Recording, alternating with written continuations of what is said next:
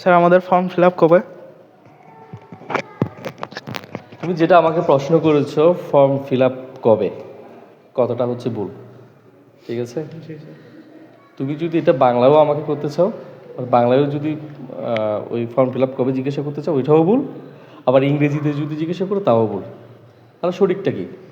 আজকে আমরা আমাদের এই ভিডিওর মাধ্যমে ফর্ম ফিল আপ কেন সঠিক নয় সে বিষয়টা জানবো। ঠিক আছে, গ্লাসটা দাও, ঢালো। পানি দিয়ে আমি গ্লাসটি পূর্ণ করলাম। এটা হচ্ছে fill up the glass with water. ঠিক আছে, যখন কোনো কিছু দিয়ে কোনো কিছু পরিপূর্ণ করা হয় তখন বলা হয় ফিল আপ। ক্লিয়ার ব্যাপারটা? রাখো। আর এই যে মনে করো ভর্তি ফর্ম, এই ভর্তি ফর্মে আমরা কি করি? লিখি না? দেখি না? তো আমরা ফিল ইন দ্য গ্যাপস বলি না? ফিল ইন দ্য গ্যাপসের মধ্যে কী করি? যেখানে খালি স্থান আছে সেখানে মধ্যে আমরা পূর্ণ করি।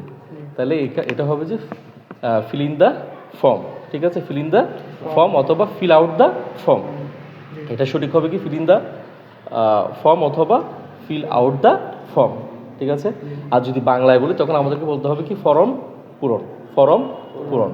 তাহলে আজকে থেকে আমাদের আর ভুল হবে না। তোমাদের অসংখ্য ধন্যবাদ আমার ভিডিওতে থাকার জন্য। আপনাকেও অসংখ্য ধন্যবাদ আমাদেরকে বিষয়টা ক্লিয়ার করার জন্য। ওকে, আল্লাহ হাফেজ। আল্লাহ হাফেজ।